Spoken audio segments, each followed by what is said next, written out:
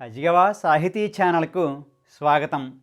ఈరోజు మనం శిలప్పదికారం అనే గొప్ప కావ్యంలోని కథను చెప్పుకుందాం. ఈ శిలప్పదికారం అనే రచన తమిళ పంచకావ్యాలలో ఒకటి. దీనిని ఇళంగో అడిగళ్ అనే రాచకవి రచించాడు. ఇతడు చేర రాజవంశానికి చెందినటువంటి వాడు. జైన సన్యాసిగా మారినవాడు. శిలంబు అంటే మంజీరం, అంటే కాలికి పెట్టుకునే అందే. అధికారం అంటే ప్రభావం కనుక శిలప్పదికారం అంటే మంజీర మహిమ అనే అర్థం చెప్పుకోవచ్చు. పూర్వం దక్షిణ భారతదేశంలో తమిళ ప్రాంతంలో 3 మహాసామ్రాజ్యాలు ఉండేవి.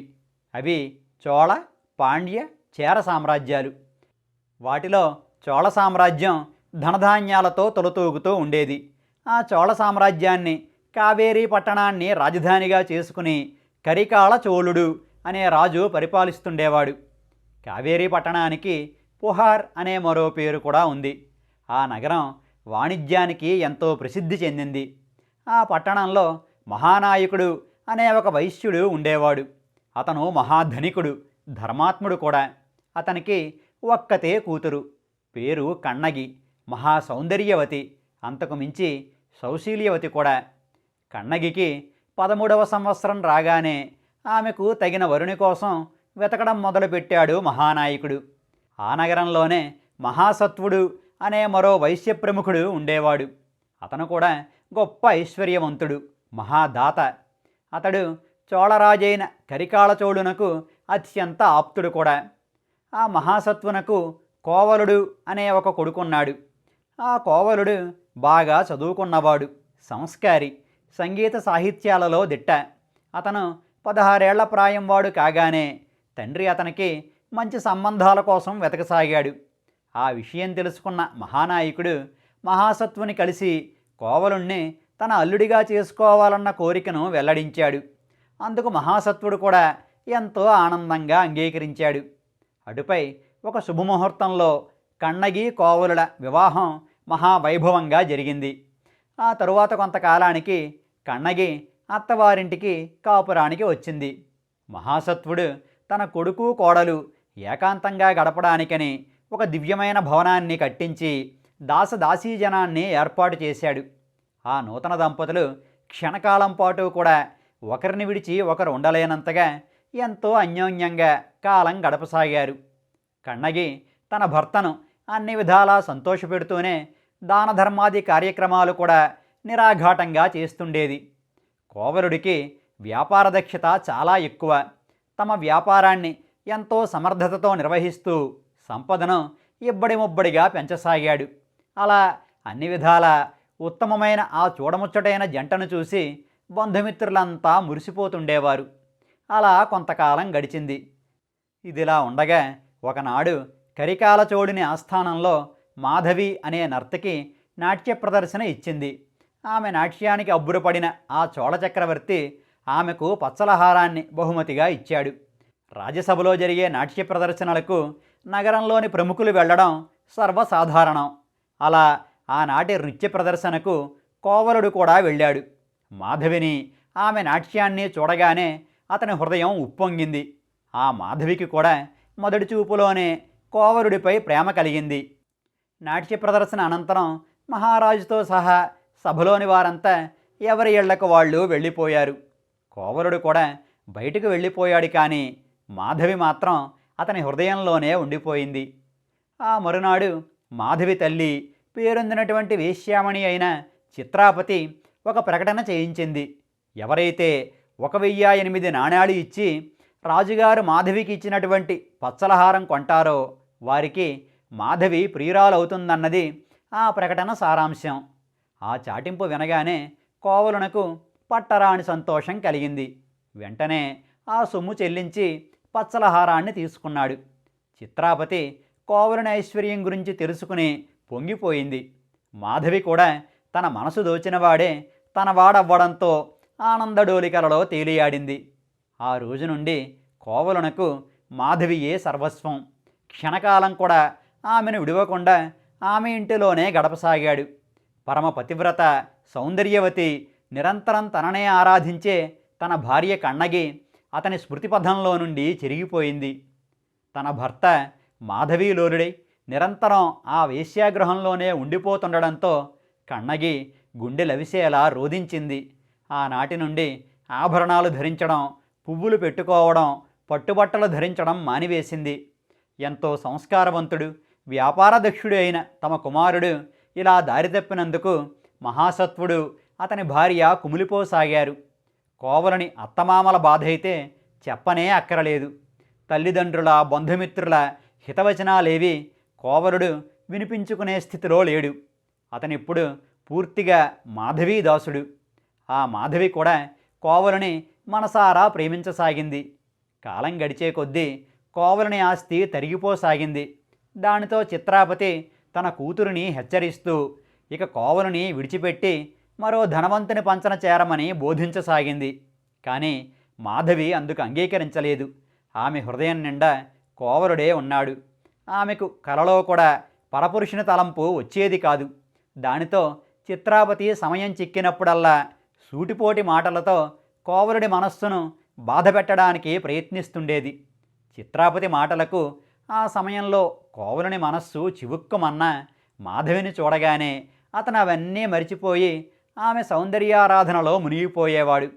అలా కొంతకాలం గడిచింది. మాధవి కోవలుల ప్రేమకు చిహ్నంగా వారికొక కుమార్తె జన్మించింది. ఆనందంతో పొంగిపోయిన కోవలుడు సంప్రదాయబద్ధంగా తండ్రి జరిపించవలసినటువంటి జాతకర్మాది విధులన్నీ జరిపించాడు. దేవాలయాలలో పూజలు చేయించాడు. తన కుమార్తె నామకరణ మహోత్సవాన్ని వైభవంగా జరిపించి ఆమెకు మణిమేఖల అని పేరు పెట్టాడు. కోవలుడు తన కుమార్తెకు ఆ పేరు పెట్టడానికి కూడా ఒక కారణం ఉంది. కోవలుని పూర్వీకుడొకరు సముద్రవర్తకం చేస్తూ ఒక పెద్ద గాలివానలో చిక్కుకుపోయాడు. అతను ప్రయాణిస్తున్న నావ మునిగిపోయింది. ఆ సమయంలో మణిమేఖల అనే దేవత అతన్ని రక్షించిందట. ఆ గౌరవంతోనే కోవలుడు తన కుమార్తెకు ఆ దేవత పేరే పెట్టాడు. ఆ దేవతే తన కుమార్తెను కూడా నిరంతరం రక్షిస్తూ ఉంటుందన్నది అతని విశ్వాసం. మణిమేఖల పుట్టిన దగ్గర నుండి మాధవి కోవలుల మధ్య అనురాగం మరింత బలపడింది. కానీ చిత్రాపతి ధనాశ మూలంగా కోవలుడు తన ధనాన్నంతా పోగొట్టుకున్నాడు. చివరికి కన్నగి పుట్టింటి వారిచ్చిన విలువైన ఆభరణాలెన్నో కోవలుని ద్వారా చిత్రాపతి ఇంటికి చేరిపోయాయి. ఇదిలా ఉండగా కావేరీ నది సముద్రంలో కలిసే చోట ప్రతి సంవత్సరం వైశాఖ పూర్ణిమ నుండి జ్యేష్ఠ పూర్ణిమ వరకు ఇంద్రోత్సవం అనే ఉత్సవం చాలా వైభవంగా జరుగుతుంది. ఆ ఉత్సవాలను స్వయంగా చోళ చక్రవర్తులే ప్రారంభించడం ఆనవాయితీగా వస్తోంది. ఆ సంవత్సరం కూడా కరికాల చోళుని ఆధ్వర్యంలో ఉత్సవాలు మొదలయ్యాయి. వింతలు వేడుకలతో ఆ సముద్ర తీరమంతా జాతరలా ఉంది. ఆ ఉత్సవాలను చూడడానికి మాధవి కోవలుడు కూడా పరివార సమేతంగా వెళ్ళారు. అక్కడ ఒక చోట వాళ్ళు తమ కోసం ప్రత్యేకంగా ఏర్పాటు చేసిన ఇసుక తిన్నెపై కూర్చున్నారు. సర్వాంగ సుందరంగా అలంకరించుకున్న మాధవి కోవలుని కంటికి దేవకన్యలా కనబడసాగింది. ఆ సమయంలో మాధవి కోరికపై కోవలుడు వీణపై మధురంగా గీతాలాపన చేయసాగాడు. అతని హృదయంలో ఉన్నది మాధవే కనుక ఆమె గురించే అన్నట్లుగా ఆ పాటలో అనేక ప్రేయసీ వర్ణనలు చేశాడు. కానీ మాధవికి కోవలుడు తనను కాకుండా వేరెవరినో ఉద్దేశించి ఆ వర్ణనలు చేసినట్లుగా అనిపించింది. దానితో ఆమెకు ఉక్రోషం పొంగుకొచ్చింది. కానీ తన కోపం పైకి తెలియనివ్వకుండా చిరునవ్వులు చిందించింది. కోవలుడు పాడటం ఆపిన తరువాత అతడా వీణను మాధవి చేతికి అందించాడు. అనవసరపు అనుమానంతో కోవలునిపై కోపగించిన మాధవి ఆ వీణను అందుకొని పాట పాడటం మొదలుపెట్టింది. ఆ నదీ తీరాన్ని, ఇసుక తిన్నెలను చూస్తుంటే దూరమైనటువంటి తన ప్రియుడు గుర్తుకు వస్తున్నాడన్న అర్థం వచ్చేలా ఆమె ఒక గీతాన్ని ఆలపించింది. నిజానికి మాధవి జీవితంలో ఉన్న ఒకే ఒక్క ప్రియుడు కోవలుడు మాత్రమే. కేవలం ఉక్రోషంతోనే ఆమె అలా పాడింది. కానీ ఆ పాట విన్న కోవలుని హృదయం బ్రద్దలైపోయింది. ఛీ, నేనిక్కడ ఉండగానే తన ప్రియుని గురించి విరహగీతాలు ఆలపిస్తోంది.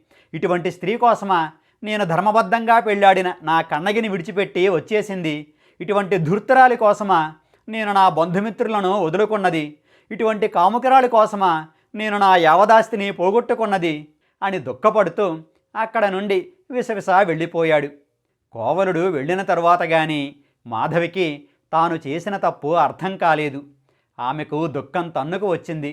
వెంటనే ఆమె కోవలనకు ఒక ప్రేమలేఖ వ్రాసి వసంతమాల అనే తన పరిచారికకు ఇచ్చి పంపించింది. కానీ కోవలుడు ఆ లేఖను లక్ష్యపెట్టకుండా తన ఇంటివైపు సాగిపోయాడు.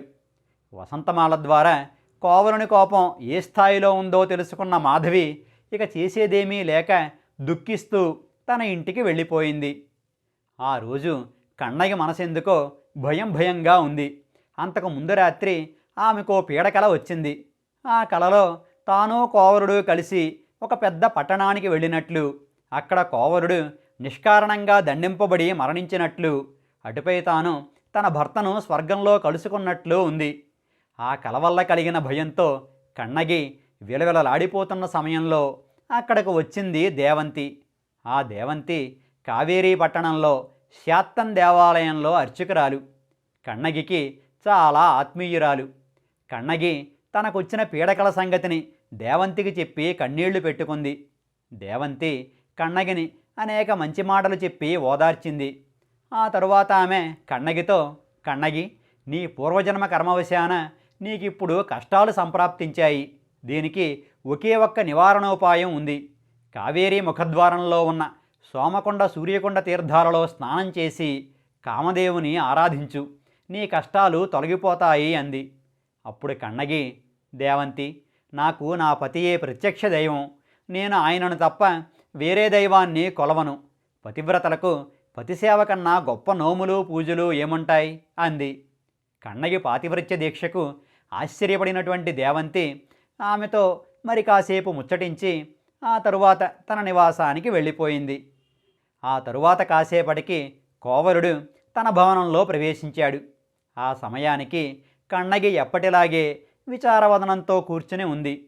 అంతటి సౌందర్యవతి ఆభరణాలు పువ్వులు ధరించకుండా శోకమూర్తిలా తన కంటబడేసరికి కోవలుడికి దుఃఖం పొంగుకొచ్చింది. అయినా ధరించడానికి ఆమెకు ఆభరణాలు మాత్రం ఎక్కడివి? మెడలో మంగళసూత్రం, కాళ్లకు మంజీరాలు తప్ప మిగిలినటువంటి ఆమె ఆభరణాలన్నీ కోవలుడు ఎప్పుడో వేశ్యాగృహం పాలు చేశాడు. తాను తన భార్యకు చేసినటువంటి అన్యాయమంతా అతని కళ్ళ ముందు కదలాడి కన్నీళ్లు ప్రవాహంలా కారసాగాయి. ఇంతలో దీనుడిగా ఉన్న భర్తను చూసిన కన్నగి అదిరిపడింది. కోవలుడిని ఆమె ఎప్పుడూ అటువంటి స్థితిలో చూడలేదు. ధనం లేకపోవడం చేత అతగానికి మాధవీ గృహంలో ఏదన్నా అవమానం జరిగిందేమో అని కలతపడింది. వెంటనే అతనితో, నాథ, దిగులు పడకండి, నా వద్ద ఇంకా ఈ మంజీరములు మిగిలి ఉన్నాయి. ఇవి చాలా విలువైనవి. వీటిని అమ్మి ధనం తీసుకోండి అంటూ వాటిని తీసివ్వబోయింది. కన్నగి మాటలు కోవలుని గుండెల్లో శూలాల్లా గుచ్చుకున్నాయి. వెంటనే అతడు భార్యను పట్టుకొని, ప్రియ, నన్ను మన్నించు, నిన్నక ఎప్పటికీ విడిచిపెట్టను. నువ్వు అన్నమాట ప్రకారం నీ కాలి అందియలను తీసుకుంటాను. కానీ వేశ్యాగృహానికి వెళ్ళడానికి మాత్రం కాదు. ఆ మంజీరాలను అమ్మి ఆ ధనంతో తిరిగి వ్యాపారం ప్రారంభిస్తాను. కానీ ఇక్కడ కాదు, మన నగరంలో నేనొక నీచునిగా పేరు పడిపోయాను. కనుక మనం పాండ్యదేశం వెళ్ళిపోదాం. అక్కడ మదురై నగరంలో వ్యాపారం చేసి మన పూర్వ వైభవాన్ని తిరిగి సంపాదిద్దాం. నీవు కూడా నాతో పాటు మదురై నగరానికి వస్తావా అని అడిగాడు. భర్త మాటలను విన్న కన్నగి పులకించిపోయింది. భర్తలో వచ్చిన మార్పుకు ఆమె హృదయం ఆనందంతో పొంగిపోయింది. మదురై నగరానికి రావడానికి తాను సిద్ధమేనంటూ ఎంతో సంతోషంతో చెప్పింది. వెంటనే ప్రయాణానికి కావలసినటువంటి ఏర్పాట్లను మొదలుపెట్టింది. ఆనాటికి ఇంకా జాము రాత్రి ఉందనగా ఆ కన్నగి కోవలుడు ఎవ్వరికీ చెప్పకుండా మదురై నగరానికి బయలుదేరారు. అలా వాళ్ళు తెల్లవారే సమయానికి కావేరీ పట్టణ సరిహద్దుల్ని దాటేశారు. అలా మరికొంత దూరం ప్రయాణించేసరికి సూర్యభగవానుడు తన ప్రతాపం చూపించడం మొదలుపెట్టాడు. కన్నగి ఎండకన్నెరిగిన సుకుమారి. చిగురుటాకుల్లాంటి ఆమె పాదాలు బొబ్బలెక్కిపోవడంతో నడవడానికి చాలా అవస్థపడసాగింది. కోవలుడు తన భార్య పడే కష్టాన్ని చూడలేక దుఃఖపడసాగాడు. ఇంతలో వారికొక ఉద్యానవనం, అందులో ఒక భవనం కనిపించాయి. కోవలుడు చాలా సంతోషంగా తన భార్యతో కలిసి ఆ ఉద్యానవనంలో ప్రవేశించాడు. ఆ ప్రదేశంలో కౌంతి అనే జైన యోగిని నివాసం ఉంటోంది. కన్నగి కోవలుడు ఆ యోగిని దర్శించుకుని నమస్కరించి ఆమెకు తమ దీనగాథను వివరించారు. వారి కథ విన్న కౌంతి చలించిపోయింది. ఆమె వారితో, బిడ్డలారా, మదురై నగరం ఇక్కడ నుండి చాలా దూరంలో ఉంది. అక్కడికి వెళ్ళే మార్గం కూడా చాలా ప్రయాసతో కూడుకున్నది. నేను కూడా ఎప్పటి నుండో ఆ నగరంలో వెలసినటువంటి అరివన్ దేవుణ్ణి దర్శించాలని అనుకుంటున్నాను. కానీ ఇంతవరకు వీలు పడలేదు. మదురైకు మీ ప్రయాణం చూశాక ఆ స్వామిని చూడాలన్న నా కోరిక మరింతగా బలపడింది. నేను కూడా మీతో పాటు ఆ నగరానికి వచ్చి ఆ అరివన్ దేవుని సేవించుకుంటాను అంది. ఆమె మాటలకు కన్నగి కోవలుడు ఎంతగానో సంతోషించారు. అటుపై కన్నగికి అలసట తీరిన తరువాత వాళ్ళు ముగ్గురు మదురై నగరానికి ప్రయాణమయ్యారు. వాళ్ళు కావేరీ నదీ తీరం వెంబడి నడుస్తూ అనేక చెరకు తోటలు, తమలపాకు తోటలు, అరటి తోపులు దాటుకుంటూ ఆ ప్రకృతి సౌందర్యానికి అబ్బురపడుతూ సాగిపోసాగారు. అలా వాళ్ళు కొన్ని రోజులకు శ్రీరంగం చేరుకున్నారు. అక్కడ నుండి పడవ మీద కావేరీ నదిని దాటి దక్షిణ తీరం చేరుకున్నారు. మరలా నడక ప్రారంభించారు. అలా కొన్ని రోజులకు ఉరయ్యూరు పట్టణం చేరుకుని అక్కడ ఒక జైన సంఘారామంలో విడిది చేశారు. అక్కడ ఒక రోజుపాటు సేదదీరి మరలా తమ ప్రయాణం కొనసాగించారు. ఎండతాపానికి కన్నగి తట్టుకోలేకపోతుండడంతో వాళ్ళు రాత్రుళ్ళు ప్రయాణం చేస్తూ పగటిపూట విశ్రాంతి తీసుకుంటూ ఉండేవారు. అలా ఒకనాటి ఉదయం వేళకు వాళ్ళకి గ్రామ సమీపానికి చేరుకున్నారు. కౌంతియోగిని కన్నగి అక్కడ ఉన్న చిన్న తోటలో విశ్రమించారు. కోవలుడు కాలకృత్యాలు తీర్చుకోవడానికని దగ్గరలో ఉన్న ఒక చెరువు వద్దకు వెళ్ళాడు. తన భార్య పడే అవస్థ గుర్తుకు వచ్చి కోవలునికి దుఃఖం ముంచుకు వచ్చింది. కన్నీళ్లు ధార కట్టాయి. ఇంతలో ఆ చెరువులో స్నానం చేస్తున్న ఓ బ్రాహ్మణుడు కోవలుని వంక అనుమానంగా చూసి తరువాత అక్కడ ఉన్న పూల మొక్క వైపు తిరిగి తుమ్మెదతో అంటున్నట్లుగా, ఓ తుమ్మెద, ప్రియునికి దూరమైన మాధవి వలె నీవెందుకు దుఃఖిస్తున్నావు అన్నాడు. ఆ మాట వినగానే కోవలుడు ఆశ్చర్యపోయాడు. ఆ బ్రాహ్మణుని దగ్గరికి వెళ్ళి, అయ్యా, మీరెవరు? మాధవి గురించి మీకెలా తెలుసు అన్నాడు. అప్పుడు ఆ బ్రాహ్మణుడు, ఆర్య, నా పేరు కౌశికుడు. మీరు ఎవ్వరికీ చెప్పకుండా కావేరీ పట్టణం విడిచిపెట్టి వచ్చేశారు. దానితో మీ తల్లిదండ్రులు, అత్తమామలు చెప్పలేనంత దుఃఖంలో మునిగిపోయారు. ఇక మాధవి సంగతి చెప్పనవసరమే లేదు. పాపం ఆ అమాయకురాలు మిమ్మల్నే మనసా వాచా కర్మణా ప్రేమించింది. చిన్నపాటి అపార్థం వలన మీకు దూరమయ్యి చెప్పలేనంత దుఃఖంతో కృంగి కృషించిపోతోంది. మీ జాడ తెలుసుకోవడం గురించే నన్ను పంపించింది. ఇదిగో మాధవి మీరు కనబడితే ఇవ్వమన్న లేఖ అంటూ ఆ లేఖను కోవలుడికి అందించాడు. ఆ లేఖ చదివినటువంటి కోవలనకు మాధవి మీద ఉన్నటువంటి కోపమంతా తుడిచిపెట్టుకుపోయింది. తననే ప్రేమించిన ఆ అమాయకురాలిని అనవసరంగా అపార్థం చేసుకుని దూషించాను అనుకుంటూ బాధపడ్డాడు. తరువాత ఆ బ్రాహ్మణునితో, అయ్యా, తమరు కావేరీ పట్టణానికి తిరిగి వెళ్ళండి. నాకు మాధవిపై ఇసుమంత కోపం కూడా లేదని, కేవలం అనురాగం మాత్రమే ఉందని ఆమెకు తెలియజేయండి. మా కుమార్తె మణిమేఖలను మంచి నడవడితో పెంచమని నా మాటగా చెప్పండి. అలానే నా తల్లిదండ్రులకు, అత్తమామలకు, బంధుమిత్రులకు నా క్షేమ సమాచారం అందించండి. మదురై నగరంలో వ్యాపారం చేసి మరలా ఒకప్పటి కోవలుడిగా మారిన తరువాతనే నేను తిరిగి కావేరీ పట్టణంలో అడుగు పెడతాను. నా ఈ సంకల్పాన్ని కూడా వారికి చెప్పండి అని చెప్పి ఆ బ్రాహ్మణుణ్ణి తిరిగి కావేరీ పట్టణానికి పంపించి వేశాడు. ఆ తరువాత కౌంతియోగిని కన్నగిల వద్దకు వెళ్ళి వారితో కలిసి మదురై వైపుగా ప్రయాణం కొనసాగించాడు. అలా వాళ్ళు ఒకనాటి ఉదయం వేళకు మదురై నగర పొలిమేరల్లో ఉన్న ఓ గ్రామానికి చేరుకున్నారు. ఎంతో దూరం నుండే వినవస్తున్న బ్రాహ్మణుల వేదఘోష, సైనికుల కవాతు చప్పుళ్ళు, ఏనుగుల ఘింకారములు, గుర్రాల సకిలింపులు, మీనాక్షి సుందరేశ్వర ఆలయాలలో మ్రోగుతున్న ఘంటారావాలతో ఒక సరికొత్త వాతావరణంలోకి ప్రవేశించిన అనుభూతి కలిగింది వారికి. అలా ఆశ్చర్యపోతూనే వాళ్ళు వైగే నదిని సమీపించారు. ఆ నదీ సౌందర్యాన్ని చూసి ఇక వాళ్ళు మైమరిచిపోయారు. అలా ఆ ముగ్గురు ఆనాటికి ఆ పొలిమేర గ్రామంలోనే విడిది చేశారు. ఆ మరునాడు కోవలుడు కన్నగికి అనేక జాగ్రత్తలు చెప్పి కౌంతిని యోగినికి నమస్కరించి మదురై నగరానికి వెళ్ళాడు. అక్కడ వర్తకం వీధిలో ఉన్న అనేక మంది వర్తకులతో సంభాషించి సాయంత్రం అయ్యేలోగా తిరిగి తాము విడిది చేసినటువంటి గ్రామానికి వచ్చేశాడు. ఆ రాత్రి కోవలుడు కన్నగికి మదురై నగర విశేషాలను చెబుతూ తాము త్వరలో అక్కడ ఎంత గొప్పగా జీవించబోతున్నామో వివరిస్తూ ఆమెను మురిపిస్తూ ఆనందింపజేశాడు. ఆ మరునాడు ఆ యోగిని కోవలునితో, నాయన, మీరిక్కడి కంటే మదురై నగరంలో ఉండటమే మంచిది అంటూ అంతకు ముందే అక్కడికి వచ్చిన ఓ స్త్రీమూర్తిని చూపిస్తూ, ఇదిగో ఈమె పేరు మాధురి, నా శిష్యురాలు, మదురై నగరంలో నివాసం ఉంటోంది. నన్ను చూడడానికని కాసేపటి క్రితం ఇక్కడికి వచ్చింది. మీరు ఈమెతో పాటు నగరానికి వెళ్ళండి. మీకు వసతి భోజనాది సదుపాయాలన్నీ తనే చూస్తుంది అంది. కన్నగి కోవలుడు సంతోషంగా ఆ కౌంతియోగినికి నమస్కరించి మాధురితో కలిసి మదురై నగరానికి వెళ్ళారు. అక్కడ మాధురి వారికి ఒకచోట వసతి కల్పించింది. కన్నగికి తోడుగా ఉండడానికి తన కుమార్తె అయిన అయ్యేను వారి వద్ద ఉంచింది. మాధురి చూపిస్తున్న ప్రేమకు ఆ దంపతులిద్దరూ చెప్పలేనంత సంతోషాన్ని పొందసాగారు. ఆ మరుసటి రోజు కోవలుడు కన్నగి ఇచ్చినటువంటి మంజీరాన్ని తీసుకుని నగరంలోకి బయలుదేరాడు. అతనికి ఎందుకో ఆ రోజు చెప్పలేనంత దుఃఖంగా ఉంది. కానీ కారణం అంతుపట్టడం లేదు. అటు కన్నగి పరిస్థితి కూడా అలాగే ఉంది.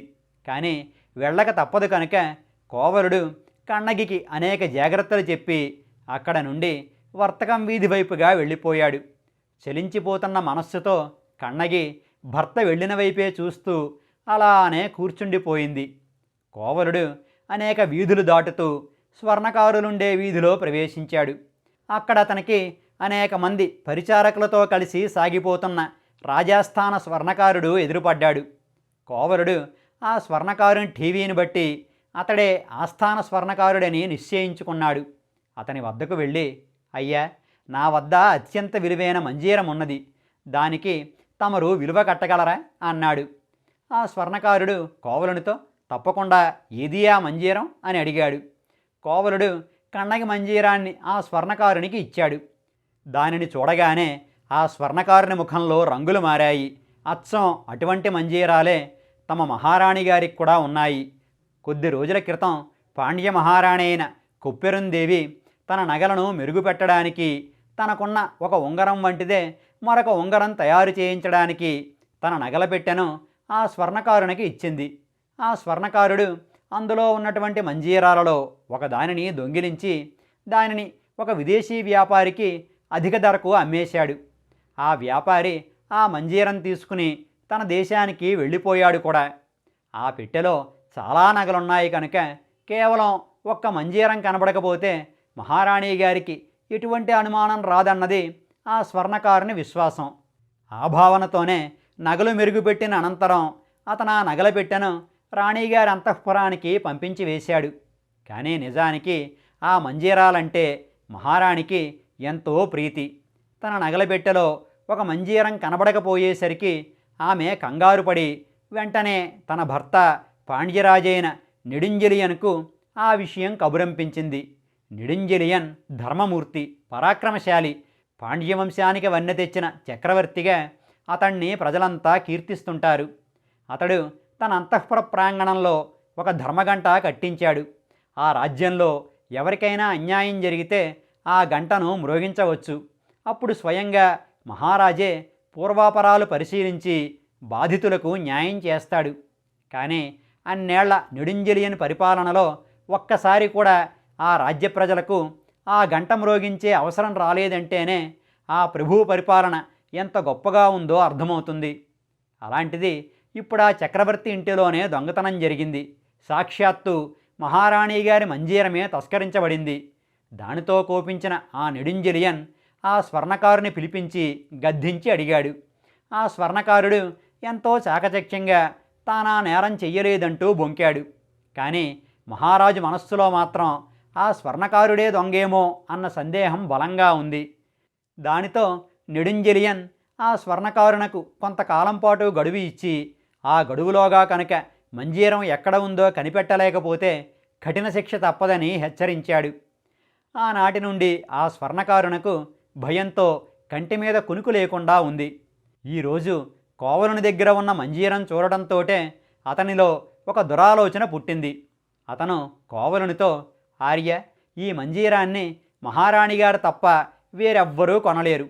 నేను ఒకసారి మహారాణి గారిని కలిసి ఈ విషయం విన్నవించి వస్తాను. అంతవరకు మీరు ఇక్కడే ఉండండి.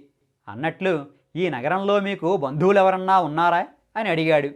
అందుకు సమాధానంగా కోవలుడు ఎవరూ లేరన్నాడు.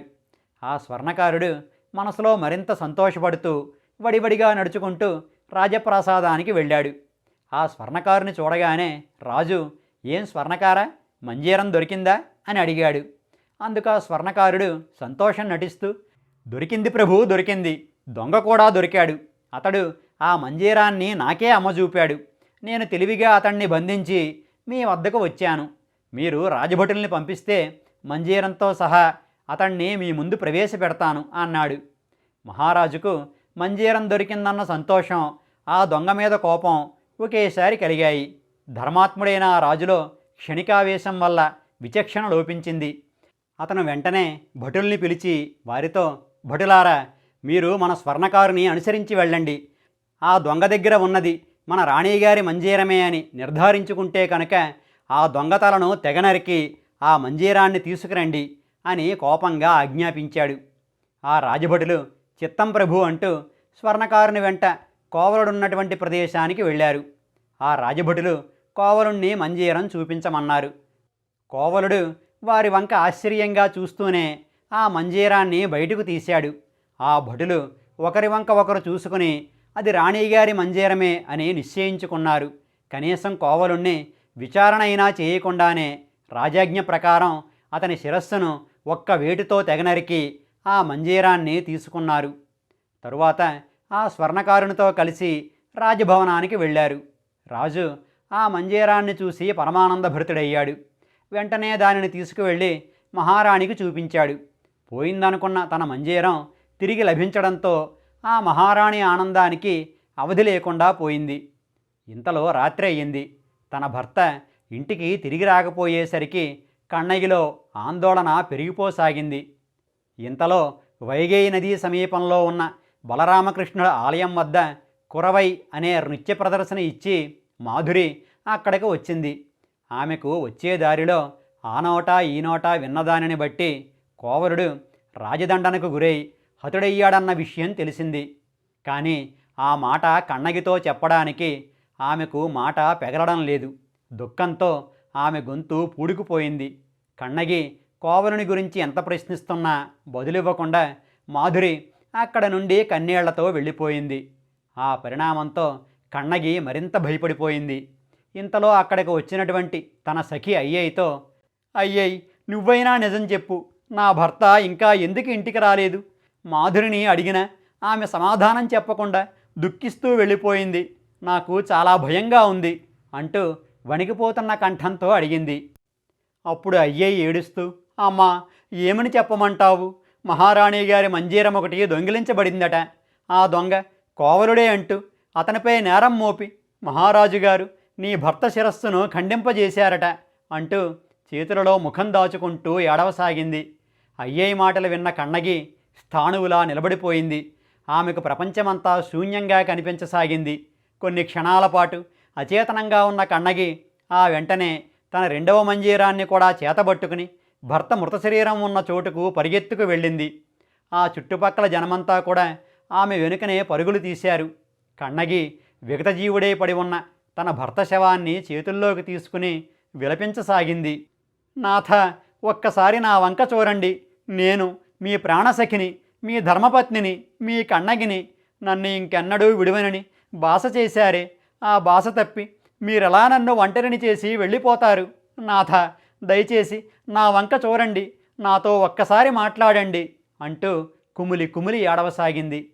అప్పుడు కోవలుడు దివ్యదేహంతో పైకి లేచి కన్నగితో, ప్రియ, చంద్రబింబం వంటి నీ ముఖం ఎలా వాడిపోయిందో చూడు అంటూ ప్రేమగా ఆమెను స్పృశించి తల నిమిరాడు.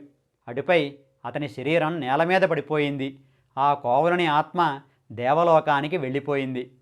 అంతవరకు దుఃఖంతో పొరలి పొరలి ఏడుస్తున్న కన్నగి కన్నులు ఒక్కసారిగా ఎర్రబడ్డాయి. ఆ కళ్ళ నుండి నిప్పులు కురియసాగాయి. నిరపరాధి అయిన నా భర్తను పాండ్యరాజు హత్య చేయించాడు.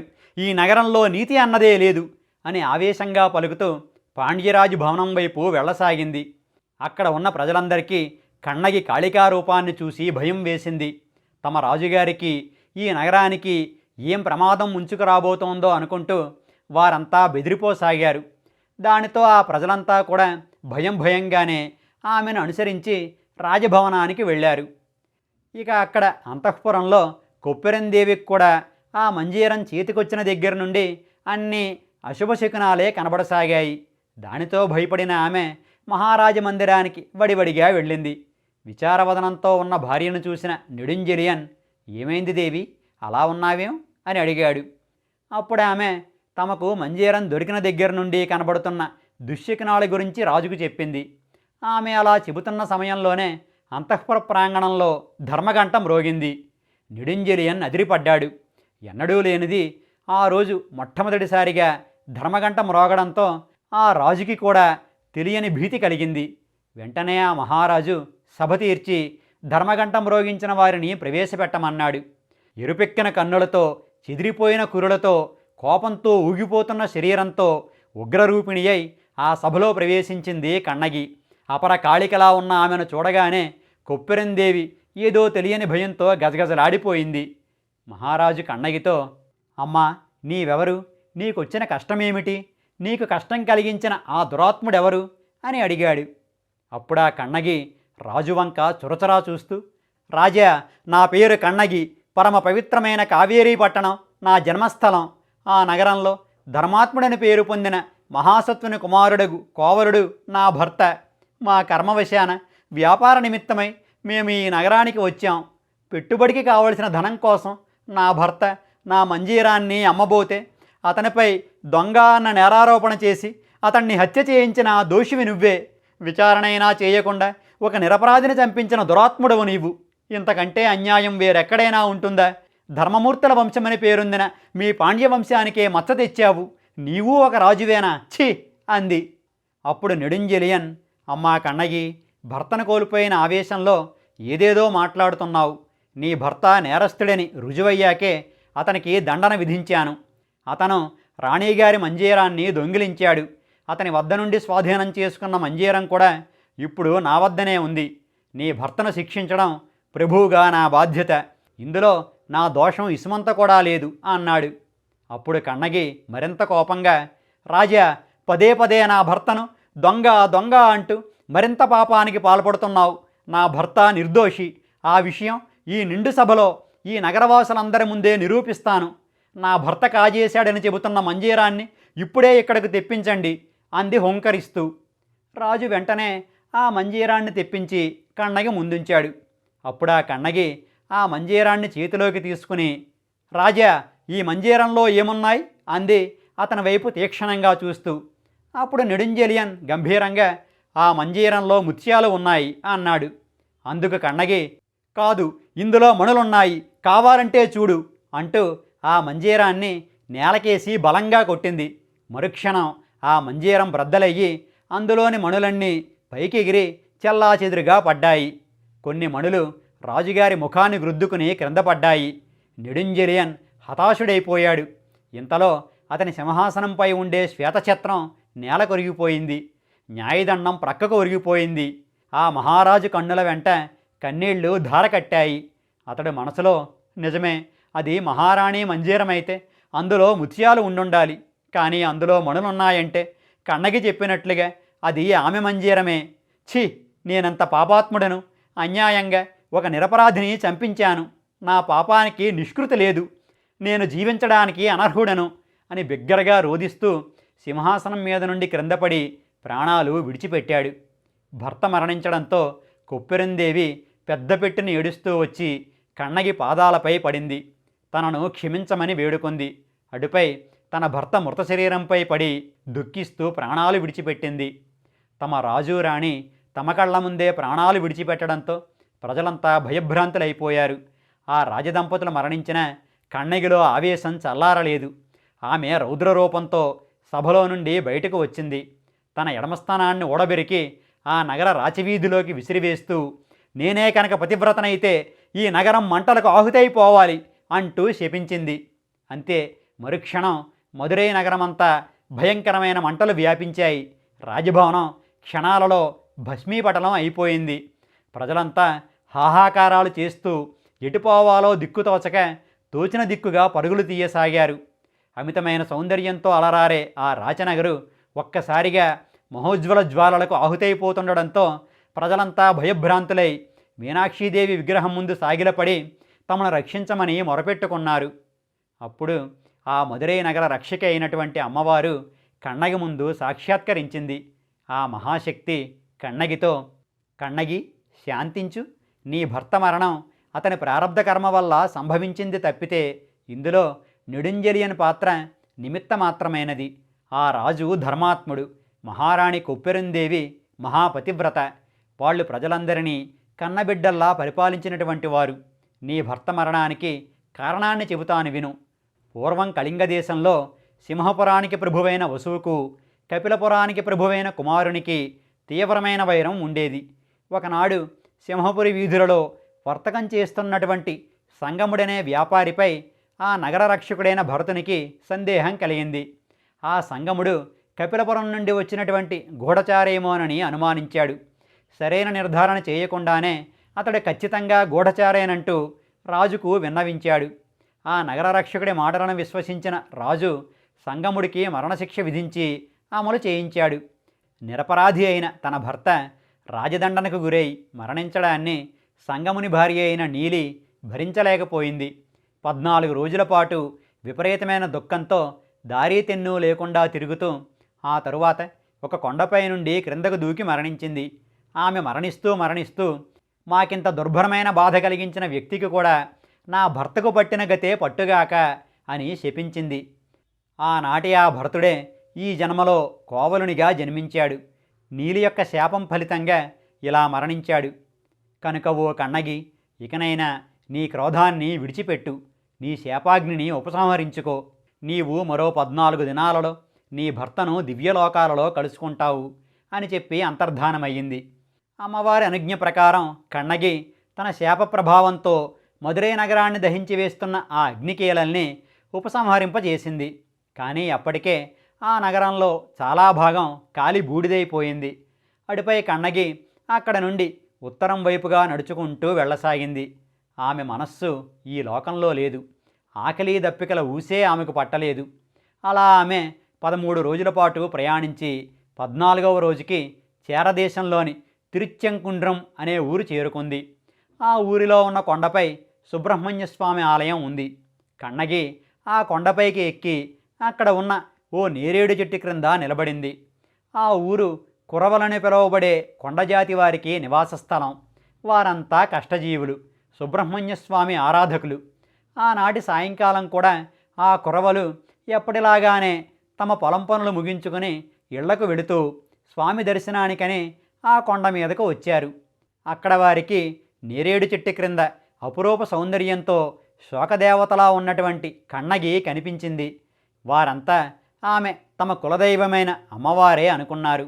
వెంటనే వాళ్ళు కన్నగి దగ్గరకు వెళ్ళి నమస్కరించి, అమ్మ, నీవెవరు, ఇక్కడిలా ఎందుకు శోకమూర్తిలా నిలబడ్డావు అని వినమ్రపూర్వకంగా అడిగారు.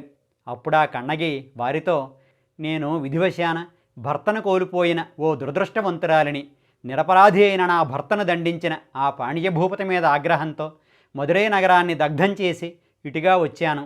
మరి కాసేపటిలో నేను నా భర్తను కలుసుకోబోతున్నాను. అతనితో కలిసి దేవలోకానికి వెళ్ళబోతున్నాను అంది నిర్వికారంగా. ఆమె మాటలకు ఆ కురవలందరూ ఆశ్చర్యపోయారు. అందరూ ఆమెకు మరోసారి వినమ్రపూర్వకంగా శిరస్సులు వంచి నమస్కరించారు. ఇంతలో ఒక దివ్య విమానం అక్కడకు వచ్చింది. అందులో ఉన్న కోవరుడు చిరునగవుతో చేయి అందించగా కన్నగి పరమ సంతోషంతో ఆ విమానం ఎక్కింది. అటుపై ఆ విమానం దేవలోకం వైపుగా సాగిపోయింది. ఆ కురవలంతా ఆ విమానం వెళ్ళిన వైపుగా చూస్తూ భక్తి ప్రపత్తులతో జయజయధ్వానాలు చేశారు. ఆమెయే తమ కులదేవత అని భావించారు. దానితో కన్నగి ఏ ప్రదేశంలో నిలబడిందో ఆ నేరేడు చెట్టు క్రింద ఒక విగ్రహాన్ని నిలిపి పూజలు చేశారు. అటుపై ఆ విషయాన్ని మహారాజుతో చెప్పడానికని చేరదేశ రాజధాని అయినటువంటి మగువంజికి పయనమై వెళ్ళారు. ఆ సమయానికి చేరదేశపు రాజైన సెంగుట్టువన్ సపరివారంగా పెరియార్ నదీ తీరానికి విహారానికి వచ్చాడు. రాజుతో పాటు అతని ఆస్థాన కవీంద్రుడు మహాకవి అయినటువంటి శాత్తనార్, రాజుగారి సోదరుడు కవి అయినటువంటి ఇళంగో అడిగల్ కూడా ఉన్నారు. వారంతా అక్కడ ఉన్న ఇసుక తిన్నెల మీద కూర్చుని సాహిత్య గోష్ఠి చేస్తున్నారు. ఇంతలో అక్కడికి వచ్చిన కురవలు తమ మహారాజుతో కొండపై తాము చూసిన విషయమంతా చెప్పారు. కురవల మాటలు విన్నటువంటి సెంగుట్టువన్ ఆశ్చర్యపోయాడు. ఇది ఏమి చిత్రం మహాకవి అంటూ శాత్తనార్ వంక చూశాడు. అప్పుడు దివ్యశక్తి సమన్వితుడైన ఆ శాత్తనార్, మహారాజా, ఆ కన్నగి సామాన్యురాలు కాదు, ఆమె సాక్షాత్తు సతీదేవి అంశ అంటూ కన్నగి పాతివ్రత్య మహిమను రాజుకు అక్కడ ఉన్నవారికి వివరించాడు. కన్నగి చరిత్రను విన్న సెంగుట్టువన్ హృదయంలో ఆమె మీద భక్తి ప్రపత్తులు కలిగాయి. ఆమెకు దేవాలయం కట్టి ఆరాధించాలన్న సంకల్పం కూడా కలిగింది. అనుకున్నదే తడవుగా తమ రాజధానిలో కన్నగికి ఒక ఆలయం నిర్మించాడు. నిత్య పూజలకు ఏర్పాటు చేశాడు. చేరదేశ ప్రజలంతా కూడా కన్నగిని సతీదేవి అవతారంగానే భావించి ఆరాధించసాగారు. అలా పతివ్రతా శిరోమణి అయిన ఆ కన్నగి ఇప్పటికీ చేరదేశంలో పత్నెక్కడవుళ్ అన్న పేరుతో పూజింపబడుతోంది. రాజు తమ్ముడు కవి అయినటువంటి ఇళంగో అడిగల్ కన్నగి కథనంతా శిలప్పధికారం అనే కావ్యంగా రచించి ఆమె చరిత్రను భవిష్యత్తరాలకు అందించాడు.